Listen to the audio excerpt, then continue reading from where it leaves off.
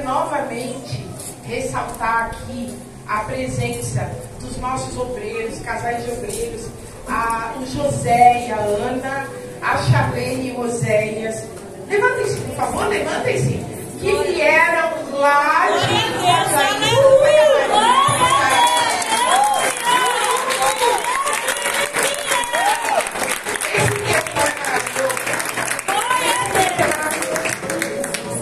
Glória a Deus, aleluia. Eu queria começar dizendo para os irmãos que quando a pastora Rosângela e a Priscila me chamaram para trazer a palavra aqui, eu não entendi nada. Eu falei, gente, eu não pertenço ao ministério de dança, eu não danço, eu não canto, eu não entendi nada, mas o nosso Deus é tão maravilhoso e Ele veio costurando as peças, veio juntando o quebra-cabeça, e quando eu estava ali ficou tão claro para mim o que o Senhor queria falar, e é o que eu vou passar para a igreja, amém? Glória a Deus. Eu comecei a escrever essa palavra lá em Itajaí ainda, e é exatamente sobre o tema que me foi passado, mas vocês vão entender no final, que está em Romanos, livro de Romanos, capítulo 8, versículo, eu não anotei aqui, acreditem se quiser, mas se não me engano é 15. Romanos 8, 15, que diz assim: porque vocês não receberam um espírito de escravidão, para viverem outra vez atemorizados, mas receberam o espírito de adoção, por meio do qual chamamos Abba, Pai. O próprio Espírito confirma ao nosso espírito que somos filhos de Deus. E é tão maravilhoso, é tão interessante, que quando foi feita a abertura do congresso, também foi lida uma passagem similar de Gálatas, mas não era a mesma, e não era a mesma coisa, apesar das palavras parecidas. E eu vou tentar passar para os irmãos tudo que Deus colocou no meu coração, apesar do tempo. Amém, queridos? Que eu falo demais. Eu falo demais. Se me deixar, eu fico falando aqui 2 horas. O que essa passagem começa falando? A passagem começa falando que Deus não nos deu um espírito de escravidão para vivermos outra vez atemorizados. E eu já comecei conversando com Deus, falando, Senhor, o que isso tem a ver com o ministério de danças? Porque eu às vezes falo assim com Deus. E Deus começou a ministrar na minha vida muito sobre escravidão e medo. Escravidão e medo. Queridos, a distância de Deus, o pecado gera em nós espírito de escravidão e medo. Notem que a palavra fala assim, ó, espírito de escravidão e medo. É um espírito maligno. Nenhum ser foi criado por Deus para ser escravo e ter medo. Nós fomos criados por Deus para sermos livres e termos ousadia. Então, da onde vem esse espírito de escravidão e medo? O livro de Romanos 7, 14 e 15 explica um pouquinho antes da passagem que eu li. Em Romanos 7, 14, Paulo está muito angustiado. Ele está falando exatamente para os romanos, no capítulo 7, sobre como ele gostaria de fazer coisas que ele não faz. E como ele gostaria de deixar de fazer coisas que ele faz. E inclusive o primeiro louvor que foi lançado é exatamente Liberta-me de mim, que fala sobre isso. Então vocês vão ver como Deus estava costurando tudo no nosso espírito, tudo no nosso coração. Romanos 7,14 diz assim: porque bem sabemos que a lei é espiritual, mas eu, porém, sou carnal, vendido à escravidão do pecado, porque nem mesmo compreendo o meu próprio modo de agir, pois eu não faço o que prefiro, ou não faço o que quero, e sim o que detesto. E o versículo 20 diz assim: mas se eu faço o que não quero, já não sou eu quem o faz, mas sim o pecado que habita em mim. Então, a palavra de Deus está novamente testificando que quando você é levado a fazer fazer. É o espírito, queridos.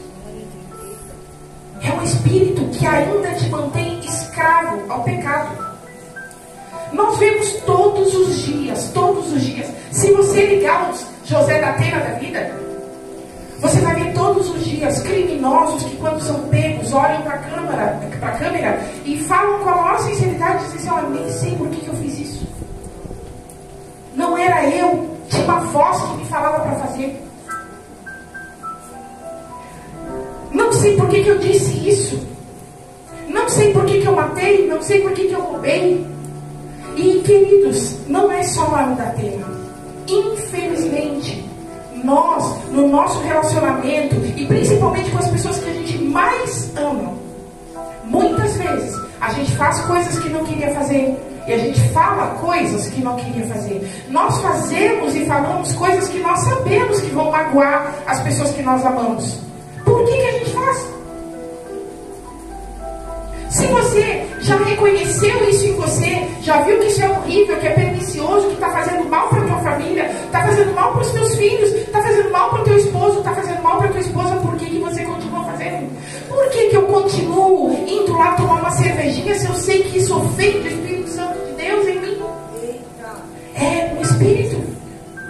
É a escravidão do pecado. E eu vou citar rapidamente alguns pequenos exemplos na Bíblia desse espírito de escravidão e temor. Adão e Eva, todos vocês estão cansados de escutar a história de Adão e Eva, de como eles desobedeceram a Deus e como eles comeram do fruto que era proibido. Só que olha o que a Bíblia fala. Depois que eles pecaram, depois que Eva provou do fruto e deu ao seu esposo, a Bíblia fala que eles, percebendo que estavam nus, se esconderam da presença de Deus. Espírito de escravidão, espírito de medo. Eles só foram perceber o que eles fizeram depois, queridos.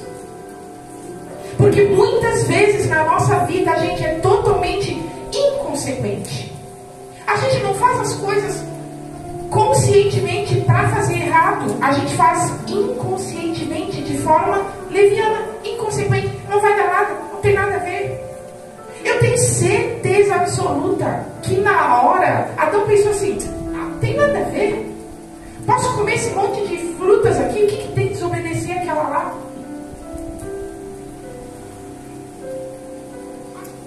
Pior que a desobediência, na minha opinião, muito pior que a desobediência, na minha opinião, foi a falta de confiança que Adão teve para com aquele que ele tinha por pai.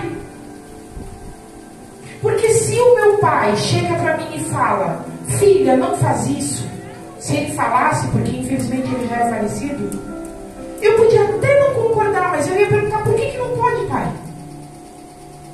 Queridos, vocês acham que se Adão tivesse chamado Deus e falado: Senhor, por que não pode comer aquela lá? Por que só aquela que não? Vocês acham que Deus, com amor, não teria explicado? Ia falar: filho, não faz isso. A serpente até pode estar tentando te enganar, mas isso aí vai te levar à morte. Mas muitas vezes, queridos, a nossa inconsequência nos leva a fazer coisas que ofendem Deus profundamente. Simplesmente porque a gente acha que não tem nada a ver. E porque a gente não pensou: primeiro eu vou perguntar para o meu pai por que não pode. Primeiro eu vou conversar com ele. Pior do que a desobediência em si foi o fato de Deus procurar Adão toda a viração do dia. Esse horário que nós estamos agora, Deus descia para o jardim do Éden para encontrar com Adão, o filho. Lá no sul a gente tem costume, no Rio Grande do Sul, principalmente nesse horário, de reunir a família toda e tomar um chimarrão. Oh, coisa gostosa! Lá a gente conversa, lá a gente troca ideias. Eu creio que isso foi inspirado por Deus, porque ele fazia isso com Adão. O que custava Adão ter esperado um pouquinho e ter chamado assim: Abba, explica direito essa história do fruto aí. A Eva quer que eu coma. Por que não pode? A quebra de confiança, a quebra de paternidade. cidade, num encontro que a maioria é mulheres, eu achei que não ia ter nenhum homem. Glória a Deus por isso. Glória a Deus por isso. Porque os homens vão escutar sobre paternidade, mas eu vou dizer para vocês, às vezes o problema não é o homem, às vezes o problema é a filha rebelde. Adão não procurou o seu pai para conversar. E as consequências foram terríveis, terríveis.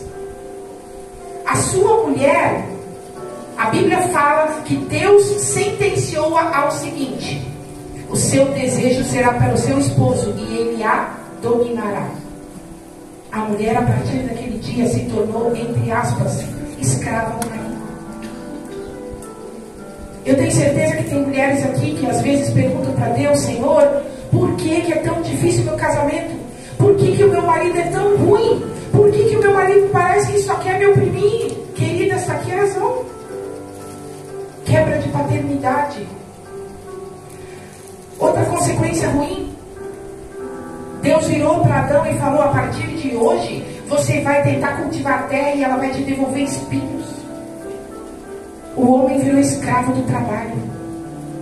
Levanta às 5 e pouco da manhã, como eu conheço pessoas aqui, trabalha o dia inteiro, chega às vezes 8, 9 horas em casa da noite. Eu tenho certeza que muitos de vocês vivem isso, porque aqui em São Paulo, pela distância, isso é muito comum. Não era para ser assim. Esse não era o plano de Deus. Foi a quebra da paternidade, da confiança. Medo, vergonha de Deus. Queridos, eu fui criada por um pai muito amoroso, graças a Deus. Eu não sei o que é ter vergonha do pai. Eu não consigo entender Adão, de repente, tendo vergonha de mostrar o seu corpo para Deus, porque afinal de contas foi Deus que o moldou, foi Deus que o modelou. Tem vergonha de Deus por quê? Eu nunca tive vergonha do meu pai, foi ele que me fez, foi ele que me criou. Mas o medo e a vergonha de Deus vieram do espírito de escravidão e temor que foi gerado pela quebra de paternidade. Outra consequência maligna, a quebra do relacionamento. Pai e filhos. Pastor, por que você está falando isso num congresso de dança? Repito, foi Deus que me mandou falar. Mas hoje em dia, de cada 10 famílias, quantas têm um relacionamento sadio de pai com filhos? Muitas pessoas nem sabem onde seu pai anda. Muitas, infelizmente, viram seu pai descer a sepultura e nunca tiveram a oportunidade de ter um relacionamento com ele. Depois de Adão e Eva, acabou a consequência aí, pastor, essas 4 que a senhora citou? Não. Vocês conhecem a história? Caim, por inveja, por ciúme, sei lá o que, porque a sua oferta não foi aceita por Deus, porque a sua adoração não foi aceita por Deus, ficou com raiva do seu irmão e o matou. Ah, pastora, tem adoração que Deus não aceita? Tem. Tem adoração que Deus não se agrada? Tem. Já vamos falar sobre isso. Segura aí, anota aí. Caim matou o seu irmão, mas Deus tinha falado com ele: Caim, por que você está irado? O pecado está tentando te pegar. Você não pode ter, você tem que dominar o pecado, você tem que dominar esse espírito. Caim não obedeceu. Ele se rebelou contra a justiça de Deus, porque ele achou que ele era mais justo que Deus. Ele achou que aquela oferta dele era tão boa ou melhor que a de Abel. Queridos, muitas vezes nós somos assim. A irmã estava me lembrando de uma palavra que eu trouxe aqui uma vez. Muitas vezes nós não somos o filho pródigo, mas nós somos o irmão do filho pródigo, que fica em casa dizendo: ele não merecia ser recebido de volta. Aquele lá não merecia estar pregando. Aquela lá não merecia estar dançando. Muitas vezes a gente acha que a nossa adoração é melhor que a dos outros. Foi isso que Caim fez. O que aconteceu? A Bíblia fala que Deus o sentenciou a ser maldito sobre a terra, escravo da terra. A Bíblia Bíblia fala que Deus o sentenciou a ser fugitivo e errante pela terra. Viver com medo, queridos. Você vive com medo, queridos? Você tem medo de tudo? Você tem medo que coisas ruins aconteçam? Eu confesso que eu tenho muito medo. Por exemplo, medo do trânsito aqui, eu fico com bastante medo. Meu esposo briga comigo. Mas medo é o contrário de fé. Medo é você dizendo: Senhor, eu não confio que o Senhor vai guardar meu carro, não.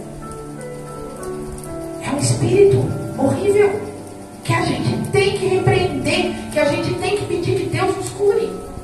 Se a gente tem medo e se a gente é escravo, a gente está debaixo dessa maldição. Aí a Bíblia conta a história, por exemplo, de Noé e dos seus filhos, para mostrar como é que deveria ser.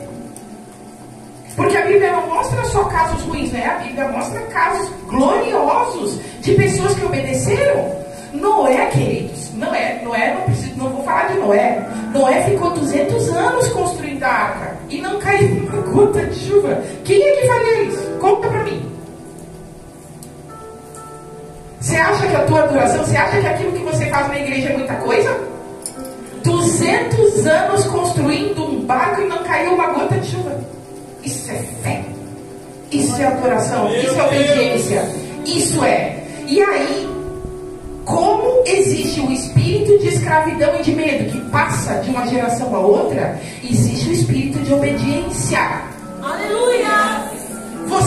Se você for obediente, os teus filhos serão. Noé chegou para os filhos e para as esposas dos filhos e falou: Deus mandou a gente se trancar na arca. Deus falou com os filhos de Noé? Não. Deus falou com Noé. Noé chegou para os filhos e falou: vamos entrar na arca. A Bíblia fala que Deus selou a arca por fora. A Bíblia conta de alguém que ficou lá reclamando. Sabe quanto tempo eles ficaram lá? 7 dias trancados com um monte de bicho. Nem vamos entrar nos detalhes de como é que era o cheiro lá dentro, como é que era a rotina de limpar lá dentro. E só depois de 7 dias começou a chover, queridos. Deus nos testa. Deus nos testa a nossa obediência. Mas se você for obediente, querido, se você passar na prova, os teus filhos também vão. Os teus filhos também serão. Nós temos outro exemplo maravilhoso de Abraão e Isaac. E eu não vou repetir o que todos vocês já escutaram. Que Deus falou a Abraão: sai de perto da tua casa, da tua parentela e vai para o lugar que eu te mostrarei. A Bíblia não menciona Abraão perguntando assim: mas onde é, Senhor? Eu vou gostar? É longe? Nem vou entrar nesse mérito. A Bíblia conta que Deus falou para Abraão: toma teu filho, o teu único filho, e sacrifica ele para mim. Hoje em dia a gente não quer obrigar o filho a ir para o culto.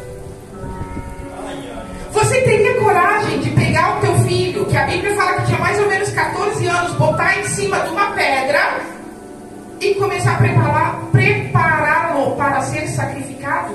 Quer ver como a obediência passa de pai para filho? Isaac, com 14 anos, já tinha visto muito sacrifício. Já tinha visto muitos. Eles sabiam o que ia acontecer com ele. Isaac não podia ter fugido. Isaac não podia ter olhado para o pai dele e dito: pai, o que o senhor está fazendo comigo? O senhor me amarrou aqui os braços e as pernas e o senhor está levantando uma faca para mim. Que é isso, pai? Tá louco? Muita criança de 14 anos por aí chama o pai de cara, manda o pai e a mãe calarem a boca, manda o pai e a mãe para aquele lugar. Quem é que ia ficar lá naquela pedra se submetendo a ser sacrificado pelo próprio pai? Eita! A obediência passa de pai para filho, e a desobediência também. Jacó, todos vocês conhecem a história. Após enganar o seu irmão 2 vezes, mas até aí tudo bem, né? Quem tem irmão sabe como é que é. Nós que não temos, né? Quem tem irmão é uma briga por tudo, por recursos, por atenção dos pais. A gente, né? Irmão que não briga, meu Deus, assim, ó, eu acho que não existe. Não existe. Sinceramente, não existe. Deus sabe disso, tá? Mas Jacó enganou seu pai. Aí ele pecou contra o Senhor, gravemente. Tão gravemente que as consequências foram terríveis. Terríveis. Vocês conhecem a história. Ele ficou 20 anos como escravo do seu pai? Não. Do pai das suas esposas. Vocês não acham que Deus é um cara que tem um enorme senso de humor? Deus olhou para Jacó assim: ah, tu tá fugindo aí, Jacó? Tu tá fugindo do teu pai e do teu irmão porque você os enganou sem necessidade? Porque antes dele nascer, Deus já tinha dito que ele ia prevalecer sobre o irmão. Não tinha necessidade.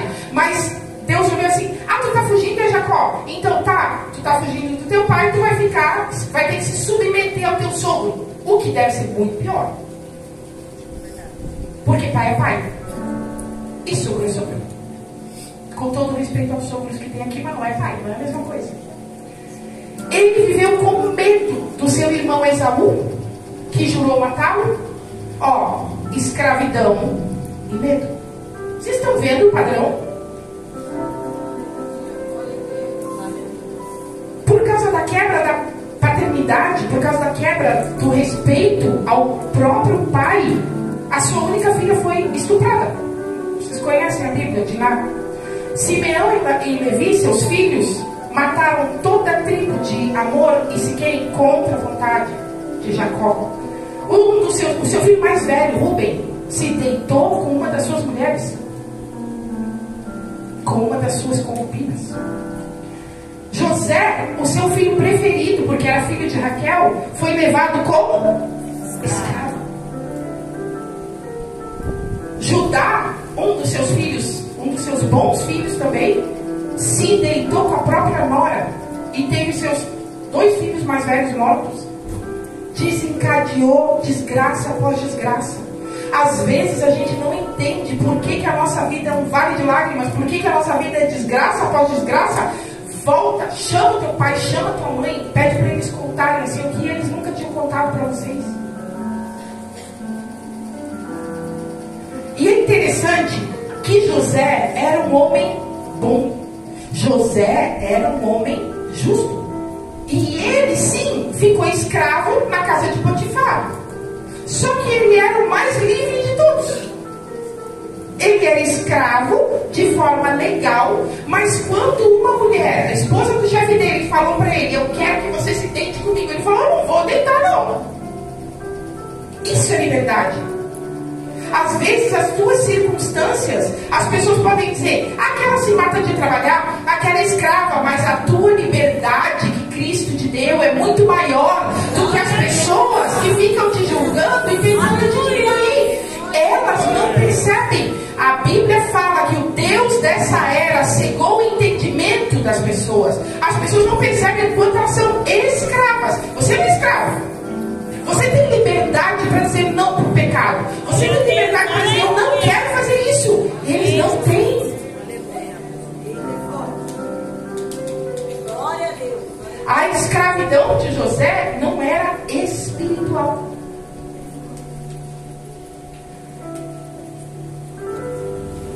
O sonho do faraó, que José traduziu, dizia que eram quantos anos de vacas gordas?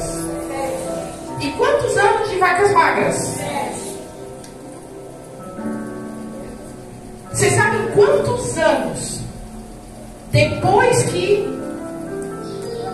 aconteceu esse episódio, o povo de Israel ficou no Egito? Quem sabe?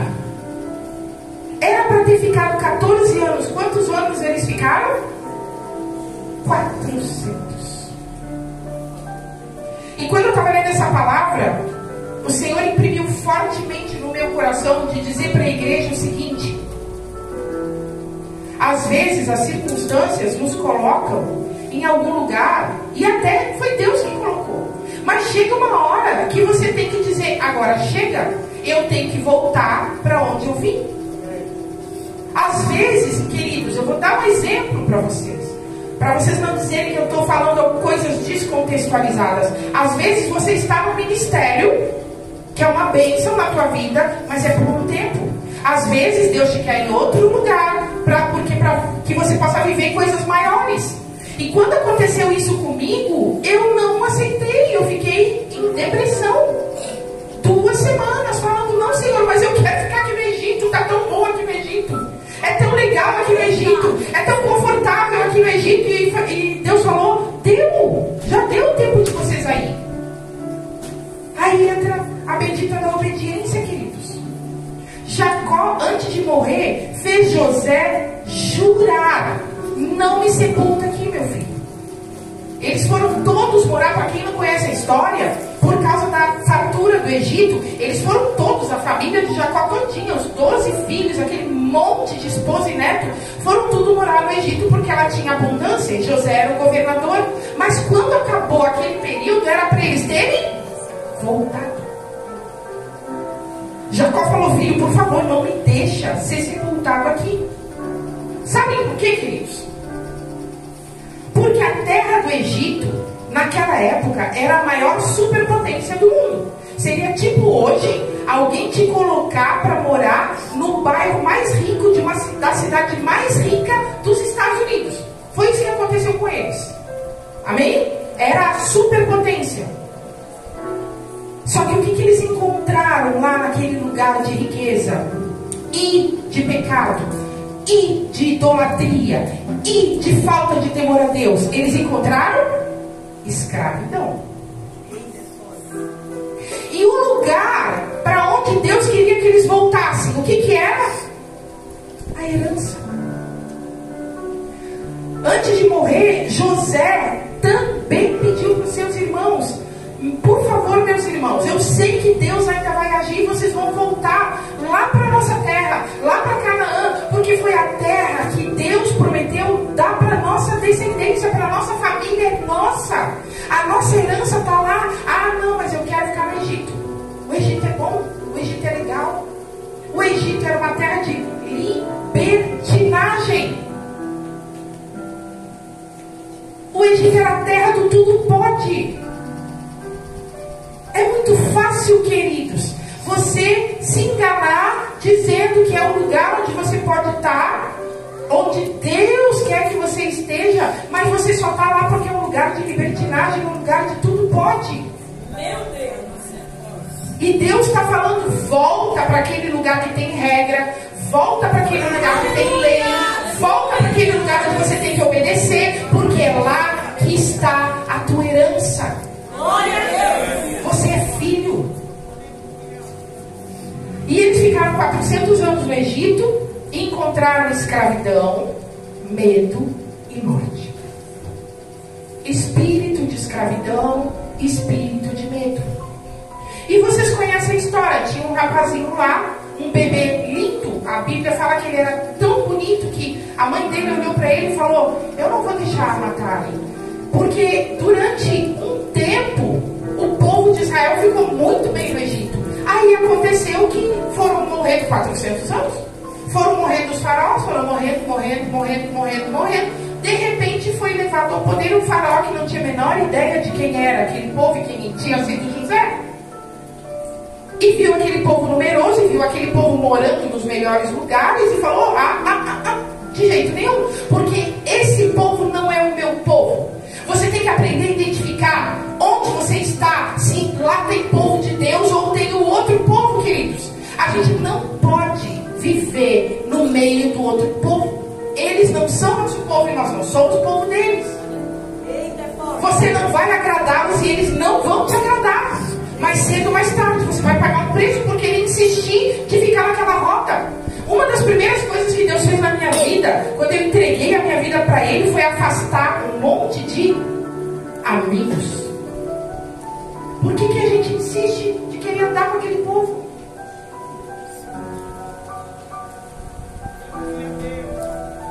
E aí, o faraó, que não conhecia Deus e não conhecia José, mandou matar todos os meninos hebreus que nascessem. Pode matar tudo. Nasceu, mandou as parteiras matarem, elas se fizeram de bobas, não mataram. ele mandou os soldados irem lá pegar e jogar, as crianças no rio. Vocês conseguem imaginar quantas mulheres choraram? Quantas mulheres sofreram horrores de ver o seu bebê recém-nascido ser jogado com vida dentro do rio? Mas a mãe de Moisés, Joquebede, o escondeu. Diz a Bíblia porque ele era bonito, mas diz a Bíblia também que é porque Deus já tinha um plano com ele. Aleluia! Glória a Deus! E ele foi criado pela filha do faraó, dentro do palácio, só que sem pai. A sua mãe o escondeu e ele tinha pai. A sua irmã cuidou para que ele fosse achado. A filha do faraó foi contra a vontade do próprio pai e tomou solteiro aquele menino para criar. E você vê uma sucessiva cadeia de falta de paternidade.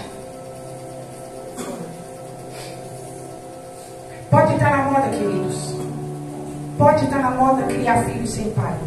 Mas isso não é o plano de Deus. Eita! Não é o plano de Deus. Você não pode escutar o Egito dizendo nada a ver, tudo bem, produção independente, isso é legal, aí ninguém vai matar o meu filho é meu. Mas isso não é o plano de Deus. Glória a Deus! Moisés foi criado sem pai. Então Deus tinha que resgatar a paternidade. Vocês conhecem a história?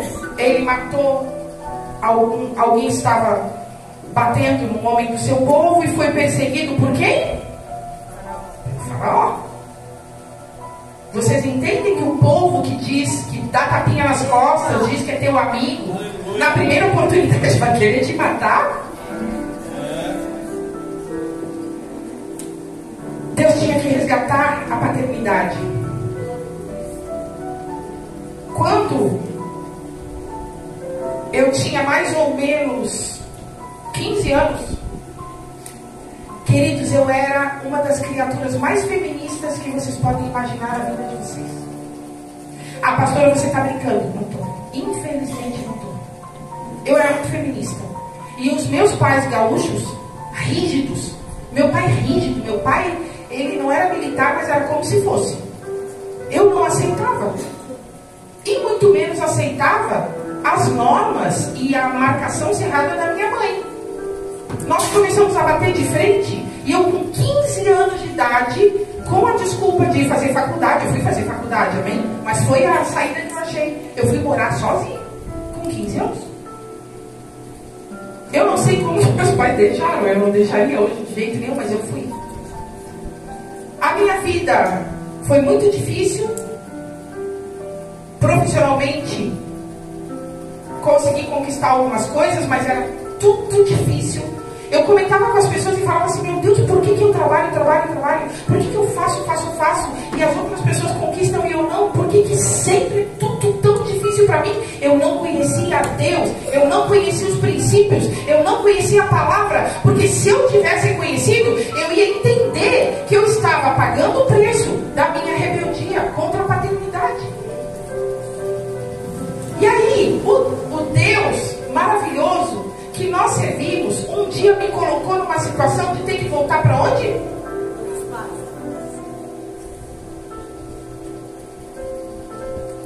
Às vezes, queridas, o teu casamento se desfez, não porque você não era compatível com seu esposo, é porque você tem que voltar lá para casa do teu pai e da tua mãe e resgatar a paternidade. Enquanto isso não acontecer, Deus não vai abençoar.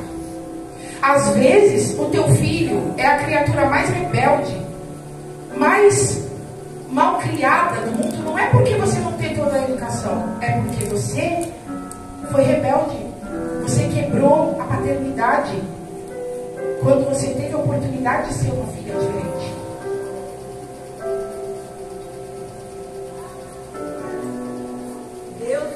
Deus tinha que resgatar a paternidade. E no livro de Êxodo, quando Deus se apresenta para Moisés naquela sarça ardente, ele fala 1, 2, 3, 4, 5. 5 vezes naquela passagem. Se você não acredita em mim, vai lá conferir. Ele fala assim, ó: eu sou o Deus do teu pai.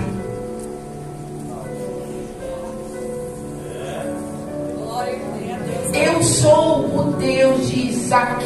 Eu sou o Deus de Jacó. Eu sou o Deus de Abraão. Mas eu sou o Deus do teu pai. Aquele que você nunca quis ouvir. Aquele que você nunca honrou. Aquele que você nunca respeitou. Aquele que você achava que era ultrapassado, não sabe de nada. Eu sou o Deus dele. E agora eu quero ser o teu Deus. Moisés foi criado sem pai.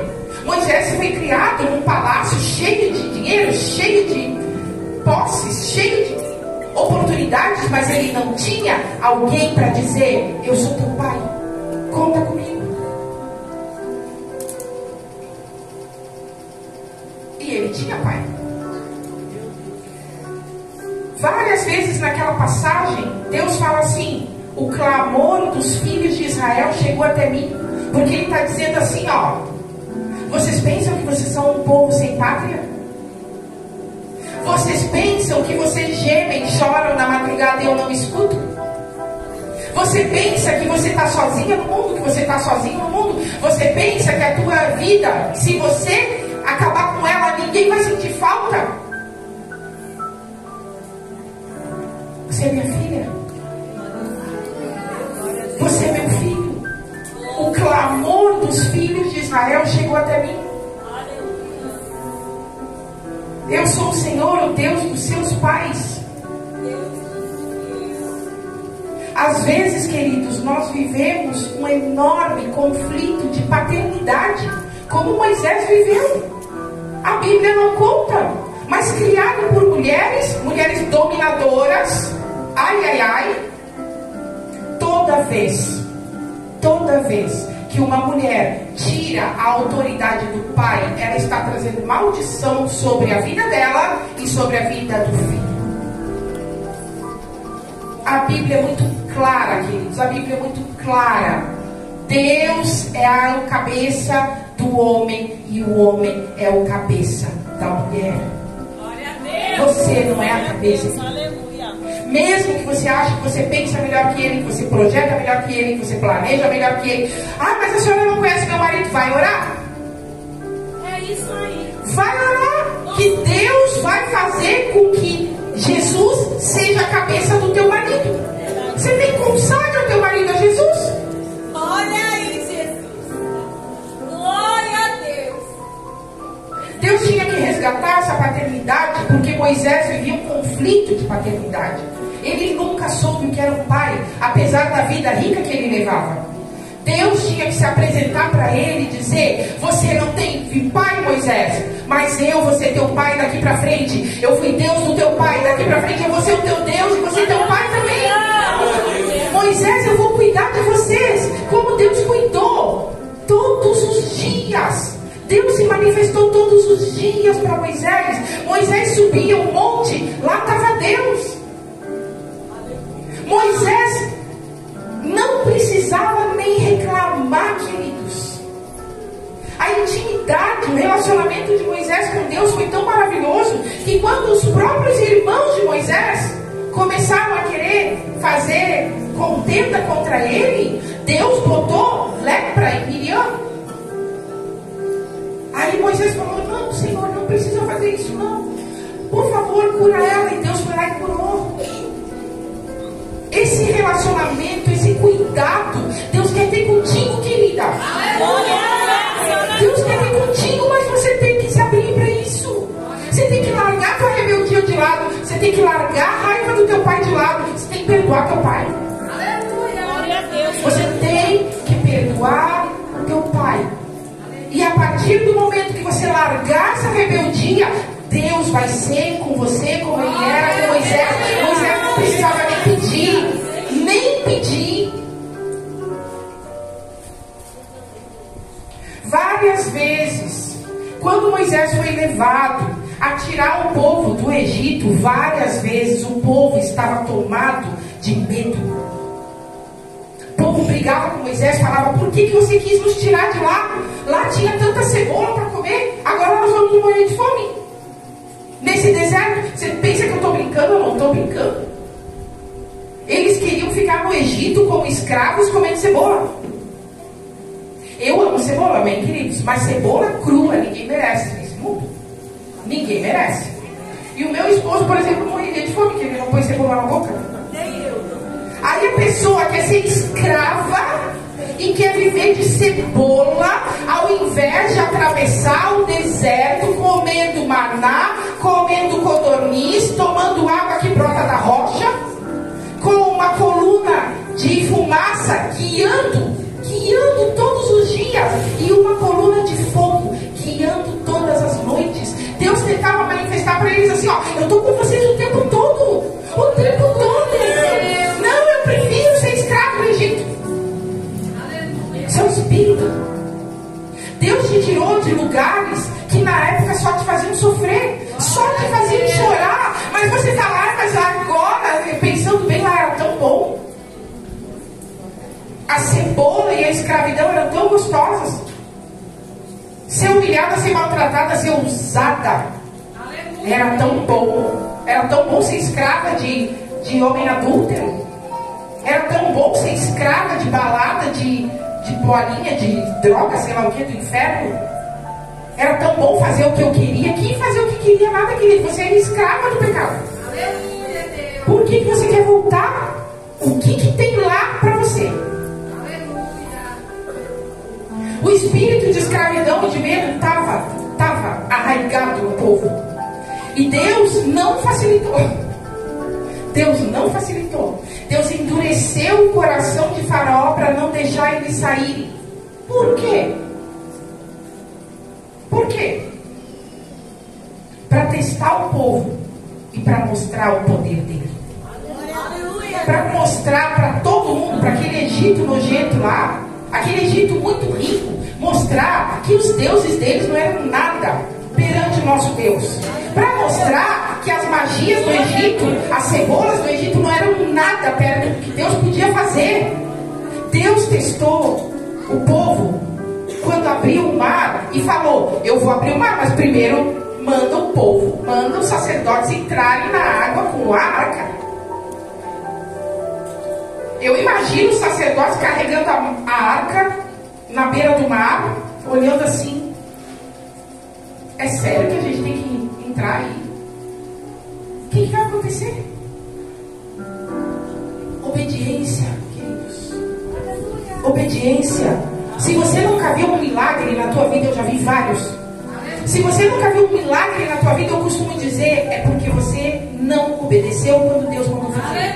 Porque se você obedecer, se você ouvir o Espírito Santo falando no teu íntimo: vai, filha, vai que eu estou contigo, você vai. Mesmo que o mar esteja na tua frente, você vai e Deus vai fazer o milagre. Mas como vai ter milagre se você não obedece? Glória! Glória a Deus! Eles ficaram vagando no deserto por causa da teimosia. Passaram sede, passaram fome, e Deus não deixou faltar nada. Quando precisou de água, a água brotou da rocha. Quando tiveram fome, Deus mandou o maná. Quando quiseram comer carne, a Bíblia fala que Deus mandou tanta codorniz, que é um tipo de pássaro, né? Que eles enjoaram. Eles não aguentavam mais comer codorniz. Mas eles ficaram 40 anos vagando por causa do que, queridos? Por causa do que, queridos? Da quebra de paternidade. Porque se você teve um pai presente, se você teve um pai com P maiúsculo, se você teve um pai bom, justo, que te amava e cuidava de ti como eu tive, você confia quando ele fala: vai, filha. Mas se você não teve um pai assim, você acha que todos são iguais. Você acha que todos os pais são ruins, que todos os pais bebem e batem na esposa. Você acha que todos os pais chegam tarde em casa brigando? Todos os pais só querem adulterar? Todos os pais abandonam os filhos. Deus não é assim, queridos. Aleluia! Deus não é assim. Deus não é perfeito, Ele não é igual a esses pais. Glória a Deus, aleluia. Houve, por parte do povo de Israel, por causa da escravidão em que eles estavam e por causa das heranças, quebra de paternidade, falta de respeito às autoridades. Escravo não respeita a autoridade, ele obedece por medo. Medo. Escravo tem medo, não tem respeito. Aleluia. Escravo não tem coragem. O escravo que tenta desobedecer pode ser morto. Vou contar um episódio sobre meu pai para vocês. Vocês vão achar simplório, vocês vão falar assim, pastor, não tem nada a ver. Mas aquilo marcou minha vida de um jeito. E eu acho que vai explicar para vocês que talvez não tenham tido essa oportunidade de viver isso. O que é um pai? Meus pais tinham o costume de acampar. E uma vez nós chegamos num camping. E sabe como é que é criança pequena, né? Queridos, os meus joelhos, os dois, são tudo ralados, cheios de cicatriz. Eu e os meus irmãos éramos uns 3 terríveis assim, né? Para não falar coisa errada aqui no altar. E a gente saiu correndo. Daqui a pouco a gente encontrou uma outra turminha e começamos a conversar. E começamos a discutir por que não sei o quê. Porque tinha um valentão no meio. Tinha um valentão que começou a falar coisas chatas pra gente. E eu, né? Eu não falei pra vocês que eu era feminista. Queridas, eu devia ter uns 8 anos de idade no máximo. O guri tinha o dobro da minha altura e estava com um martelo na mão. Martelo de pregar spec de barraca. Não sei se alguém aqui acampa. Martelo de borracha. E ele tinha o dobro da minha altura, estava com um martelo na mão. E ele começou a falar, você cala a boca, não sei o que. Eu falei, cala a boca quem? Eu assim... É sério que eu estou contando para vocês. Ele só pegou aquele martelo de borracha e deu na minha mão. Inchou, ficou doendo. O que eu fiz? Abri na descida e fui direto no meu pai. Eu cheguei chorando lá. Eu tenho tanta saudade dele, queridas. Eu cheguei chorando lá e falei, pai, olha o que o menino me fez, meu pai. Que menino? Me leva lá. Ele chegou lá.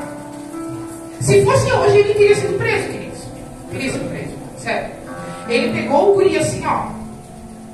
Com uma mão só levantou e falou, nunca mais tu toca na minha filha.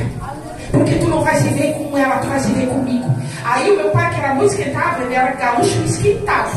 Ele chegou pro pai do guri, porque o pai do guri viu aquilo e veio correndo. Ele falou, e tu apanha também. Se tu tocar na minha filha, se um de vocês, ele falou assim, ó, pro rapaz, nem chega perto dela. A gente ficou uma semana naquele campo e o guri me via e fazia a volta assim. Essa é a imagem que eu tenho de pai. E eu estendi essa imagem para Deus. Eu sei que toda vez que eu precisar, se eu for chorando para Ele, Ele vai cuidar de mim. Eu sei, Deus, eu sei. Porque o meu pai na terra, ele era cheio de defeitos, cheio. Mas ele já me amava e ele já me tratava assim. Então Deus, que é o Pai perfeito, não vai fazer mais. Jesus falou, se vós que sois maus, vão dar o que para os seus filhos se eles pedirem um pedaço de pão? Deus é o Pai perfeito. Você tem que confiar que Deus vai agir com você melhor do que o meu pai fez. O inimigo vai ter que dar a volta assim, ó. Vai ter que passar longe. Porque Deus vai falar, na minha filha tu não toca de novo. E se tu tocar, tu vai se ver comigo. Eu sempre falo que eu era uma filha mimada por causa disso, porque meu pai era assim. Ele era rígido comigo, queridas. Não pensem que ele me deixava fazer o que quisesse. Não. E eu ainda era feminista. Mas quando precisava, ninguém mexia com a filhinha dele. Ninguém mexia com a filhinha dele. 2 Timóteo 1,7 diz assim: pois Deus não nos deu espírito de covardia, mas de poder, de amor e de equilíbrio. Algumas versões falam moderação, porque Deus está falando assim para vocês hoje. eu quero ser teu pai. Eu quero cuidar de ti. Mesmo que você não tenha tido um pai igual o da pastora Fernanda, mesmo que você talvez não tenha nem conhecido teu pai, ou mesmo quando você precisou, chamou teu pai e ele não veio, como o pai dela veio. Meu pai era imperfeito, queridos, mas Deus não é. Deus é um pai melhor, perfeito, muito melhor. Esse relacionamento eu tenho certeza, porque Ele cuidou de mim todas as vezes que eu precisei, melhor do que meu pai na terra.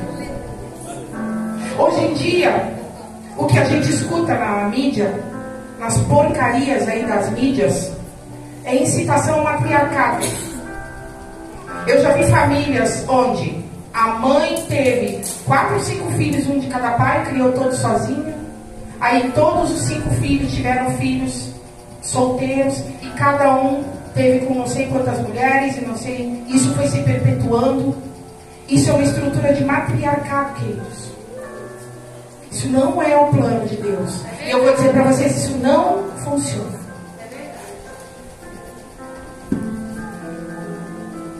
O espírito de escravidão e de medo incita as pessoas à rebeldia.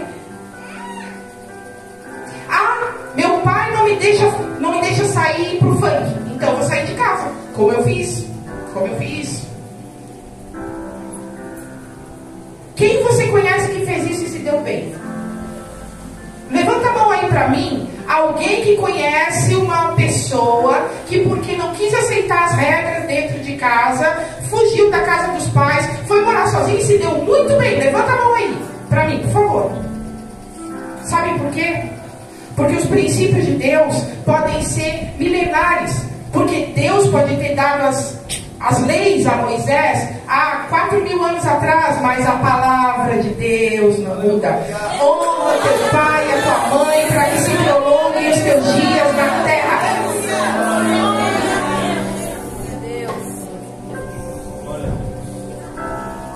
A palavra que nós lemos fala de espírito de adoção. Em João 1,12, primeiro capítulo de João, versículo 12, fala assim: mas a todos quantos o receberam, deu-lhes o poder de serem feitos filhos de Deus. Sabe o que você precisa para ter poder? Como eu tinha, eu sabia muito bem, depois daquele episódio com aquele rapaz, eu sabia muito bem que eu tenho poder. Se eu precisar, eu vou chamar meu pai que vai bater em tudo vocês aqui.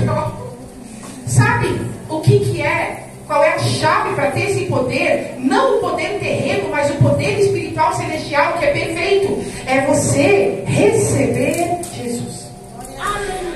Porém, Jesus falou assim, ó: quem me ama são aqueles que obedecem os meus mandamentos. Aleluia! Aí talvez você esteja pensando, talvez alguém aí esteja pensando: eu não quero saber dessa história de espírito de adoção, não, porque eu sou adotada e foi horrível minha experiência. Eu não quero saber desse espírito de adoção, porque meu pai adotivo, minha mãe adotiva foram péssimos comigo. Quando Paulo falou de espírito de adoção, ele não estava falando de muitas adoções que nós vemos no mundo hoje. Esse mundo que hoje jaz no maligno, esse mundo que hoje está cada vez pior, esse mundo pelo qual foi testemunhado que o amor de muitos esfriaria. Paulo estava se referindo à adoção no modelo romano, porque não sei se vocês sabem, Paulo era romano. O modelo romano era o seguinte: eu sou um homem muito poderoso, eu sou um homem muito rico, eu sou estadista, eu sou um político cheio de poder e de dinheiro, e eu até hoje não casei, por qualquer razão, mas um filho eu vou ter. Era tradição no mundo romano adotar. Sabe para quê? Transferência de poder, transferência de herança. Era esse modelo de adoção que Paulo estava se referindo. Ele não estava falando de adoção pegar uma criança para adotar só para suprir um vazio, para maltratá-la. Paulo estava falando de transferência de poder, transferência de herança.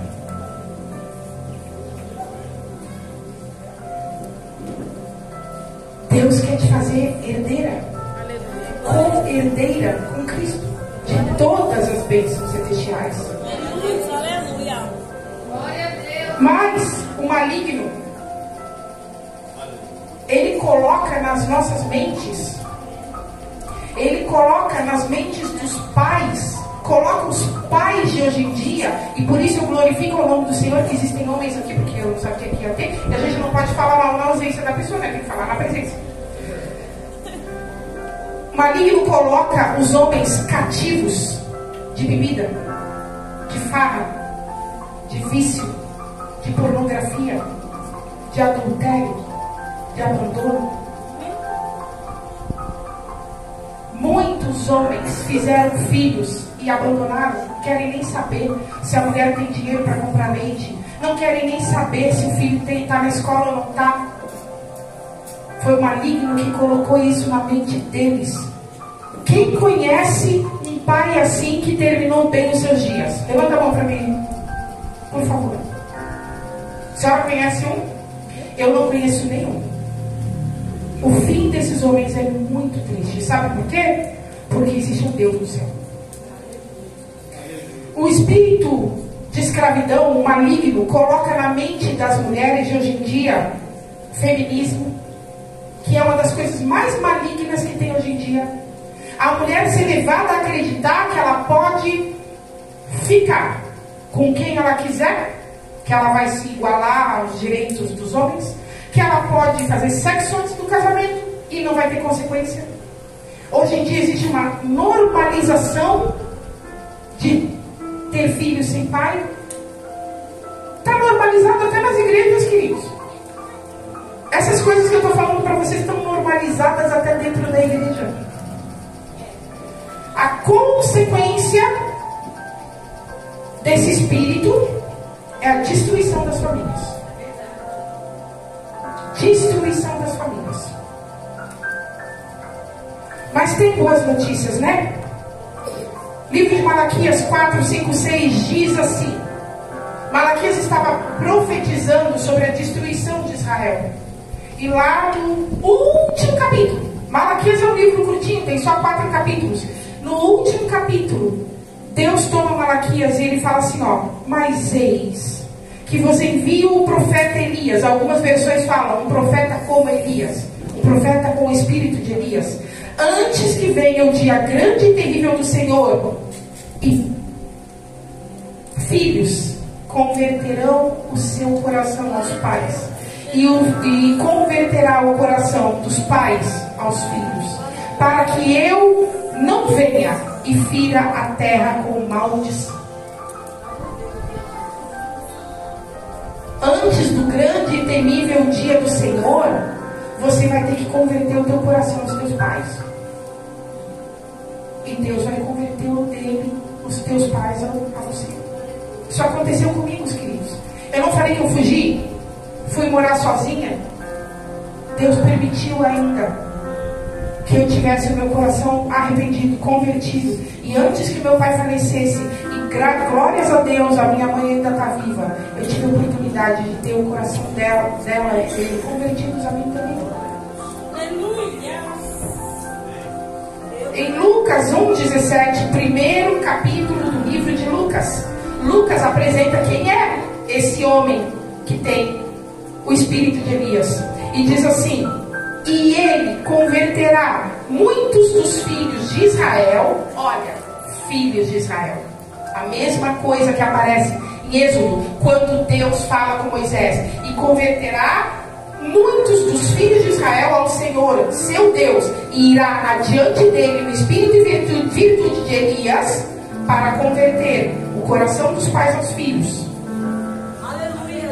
E os rebeldes a prudência dos justos, com o fim de preparar ao Senhor um povo bem disposto. O que significa isso, pastora? Você não tem mais o teu pai, mas você tem pastor. Você não tem mais a tua mãe, mas você tem pastora. Glória a Deus, senão você não estaria aqui. A palavra de Deus fala em Lucas 1 que Jesus veio para converter os rebeldes, e eu era a pior, a prudência dos justos. Só que quando eu sou pastora também, né? Muitas vezes quando a gente vai conversar com o irmão ou com a irmã que está com a vida toda destruída, o espírito de escravidão e de medo, de rebeldia fala mais alto e a pessoa fala: não aceito, eu vou sair dessa igreja.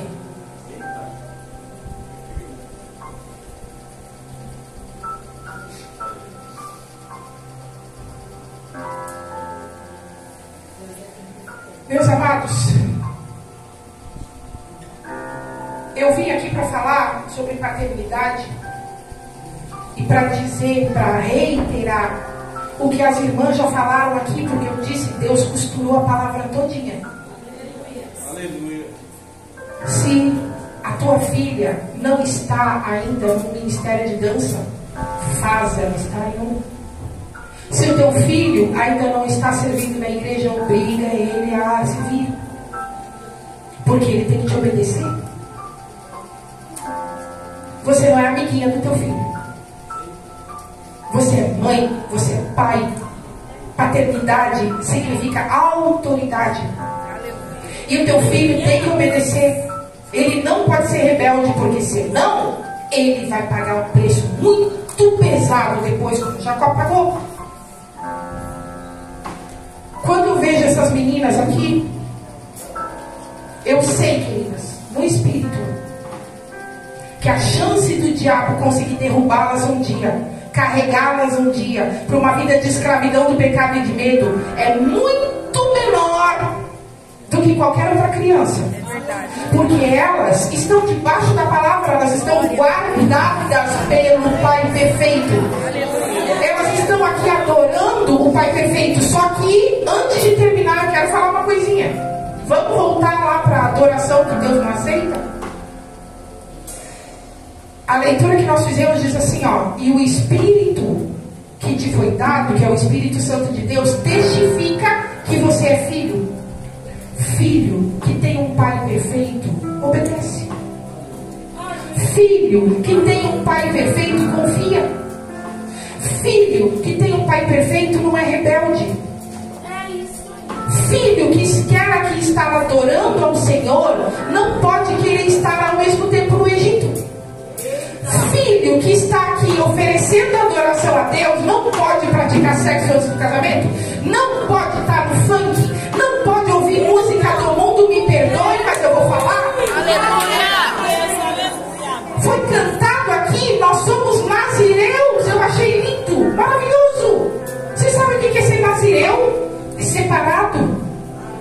Ah, mas o Egito é tão legal, eu vou lá de vez em quando, aí domingo eu volto lá para o louvor. Deus não vai aceitar a tua adoração. E queridas, adoração com pureza, com santidade. Rogo-vos, irmãos, que apresentei vossos corpos como espírito, como sacrifício vivo a Deus, que é o vosso culto racional. Esse sacrifício vivo a Deus, puro e santo, é puro fogo santo e poder no altar. Aleluia. Aleluia. Mas se não for assim, é fogo estranho. Aleluia. Glória a Deus. Amém? Amém. Essa foi a palavra que o Senhor colocou no meu coração. O Senhor falar disso. Mas enfim, muito obrigada pela oportunidade. Muito obrigada a todos que vieram.